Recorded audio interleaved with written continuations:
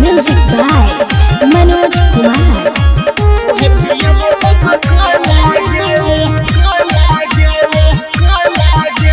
Present by New Dhun Official. बोलना गे की हाल चाल छौ गे मान किया फुलैने छही तो गाल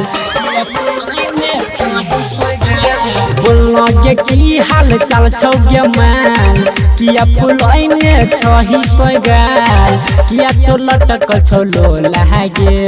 लोहला गे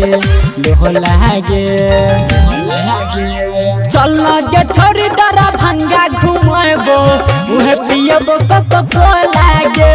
चलना गे छोरी मदा बन्नी घुमबो उहे पियबो कोको कोला गे उहे पियबो कोको कोला गे Present by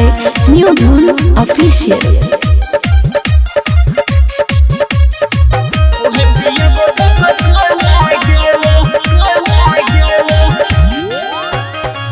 की बाजार हम तोरा घुमैबो इहो बेर चाउमीन हम ही खियैबो जे दिल करतौ सभे दिलैबो सिनेमा हॉल में फिल्म देखैबो धोई घाट के कचरी भूल नहीं पेबही सुन गे जान तू बर पचते बही मान जौन बात तू हमारा रानी सुन गे हमर दिलवर जानी सेंटर पर मोह मोह तोरा खियैबो और खियबो चाट छोला गे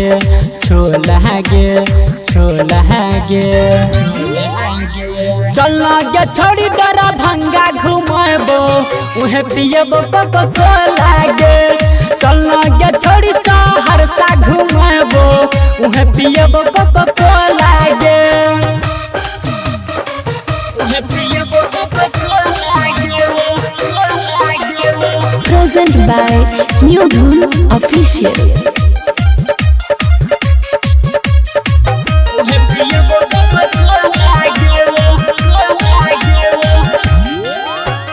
सुमन दुकान में तोरा घुमेबो रमन जी यादव वाला गाना सुनेबो झुमका नथिया सभे दिलेबो वासुदेवपुर के छोरा से मिलेबो सुमन दुकान में तोरा घुमेबो रमन जी यादव वाला गाना सुनेबो झुमका नथिया से हो दिएबो कोठरा के सुम छोरा से मिलेबो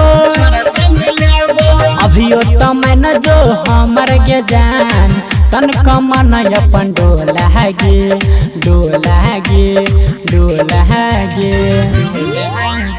चलना गे छोड़ी खा गरिया घुमबो उहे पियबो कोको कोला गे चलना गे छोड़ी पुरानिया घुमबो उहे पियबो कोको